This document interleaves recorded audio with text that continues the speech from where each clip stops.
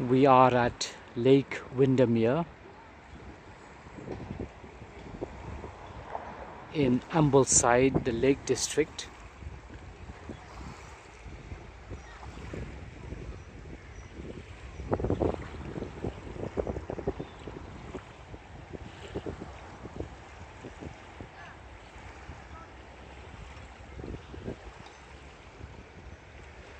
More than 30,000 to 40,000 years ago, the first wave of Khasi settlers arrived on these British shores. There was no one else then here except Neanderthals and early species of humans, but certainly no Homo Sapiens, our species. After the first wave of Khasi settlers,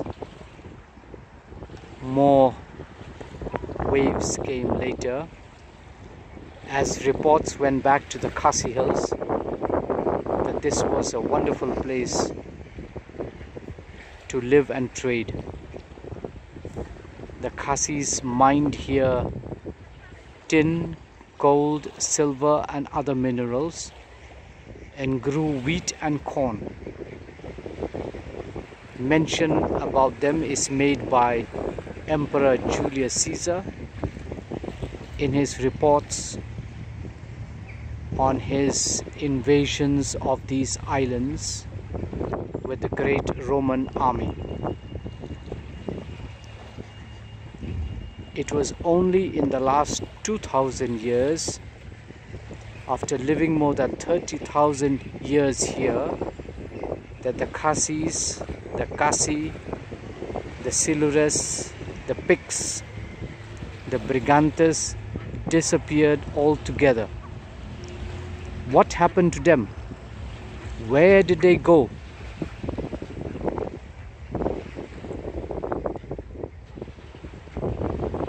We have to go back in time to tell the story of what happened.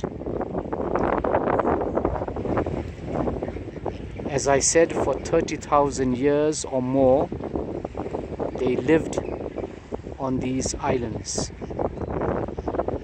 But in the year 55 BC, Emperor Julius Caesar led the first Roman invasion.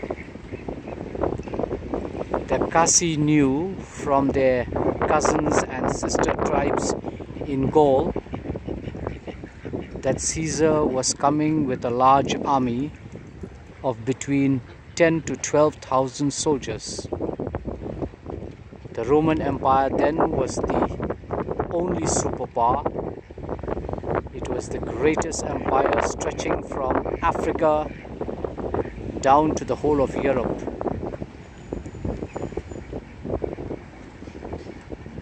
The Khasi chief was King Cassivellaunus.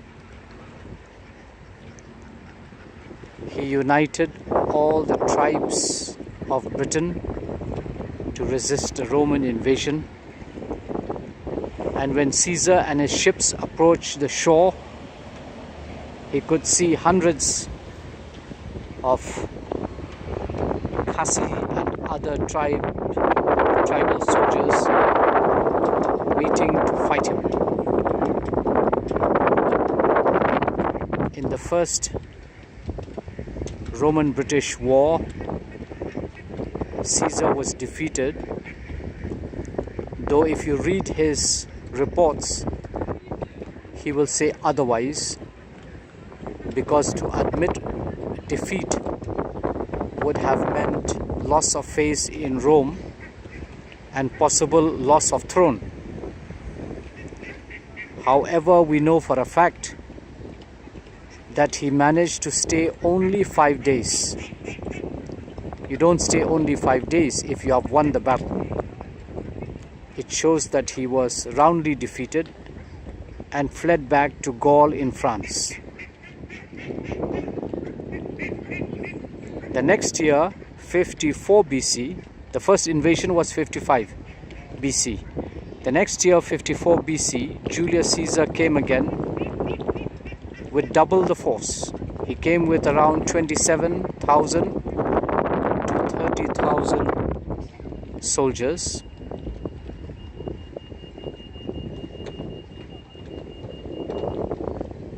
There was bitter fighting.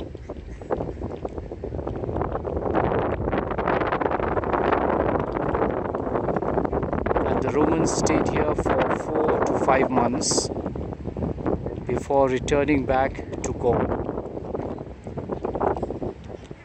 A peace treaty was signed with Chief Khasi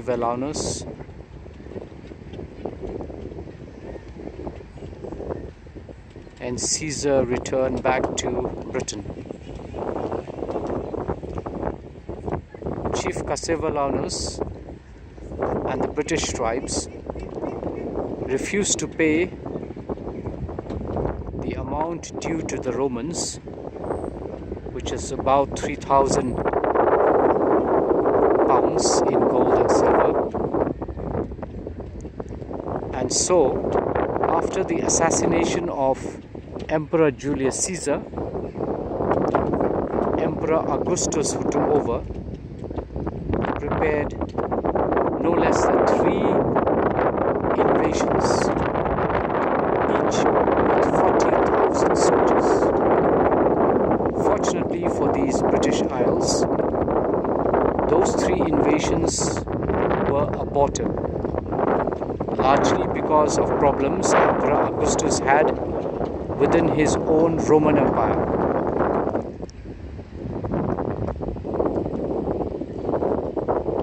The Khasi tribe here and Chief Khasi learned that Emperor Augustus had passed an order to wipe out every man, woman and child of the Khasi and its sister tribes from these islands for resisting and defeating his elder relative Julius Caesar. The Roman policy then was to kill every man, woman and child of those resisting tribes, to burn their villages and burn their crops. It was genocide and total annihilation. In those days there was no social media, no internet, no TV, no news to report such events. It was the culture of the time to kill or be killed.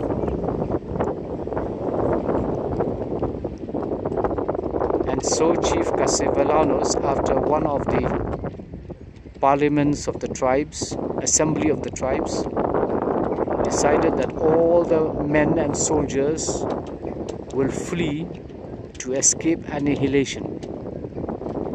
Where else could they go except to their other homeland, the Khasi Hills in Meghalaya at the foothills of the Himalayas. So in many ships, soldiers from here fled to the Khasi Hills. There are ancient legends and oral stories which tell of the 3 silver army ships with 21 soldiers each, totaling 63,000 soldiers landing in the Khasi Hills, particularly in Nongstoin and Shillong.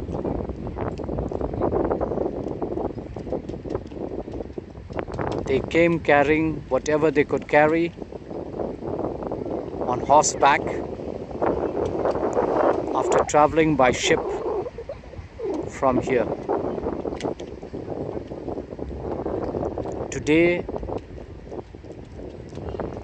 with the help of Google and the internet and with DNA, one can unveil what really happened. If you look at the Welsh triads, in some Welsh triads it's number 14, in other Welsh triads it's number 35. Reference is made to the 3 silver armies. But in Khasi legend and oral stories, some of which are secret and were only passed down from certain trusted leaders, there are reports of many ships coming and going to enable the escape of these soldiers from certain Roman annihilation. It was only in 43 AD, 97 years after Julius Caesar, that the Romans under Emperor Claudio or Claudius returned with a huge invading army of 40,000 soldiers to these isles. Because all the soldiers had fled, the Romans were surprised on landing that there was no resistance. They were able to enter easily into the towns and villages. The Khasi people who lived here and who remained merged into other tribes to escape detection. That is why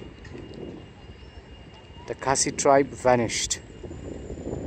Later, the Picts also did the same and fled to the foothills of the Himalayas. And the last Picts to be found in these islands fled around 600 AD.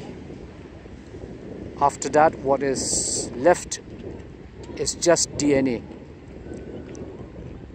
If you do a large selection of DNA across the British Isles, you will certainly find links with the Khasi people of present-day Khasi Hills in Meghalaya. Though because of the time past 2000 years, it may have got diluted, but certainly there will be some links and some traces of DNA.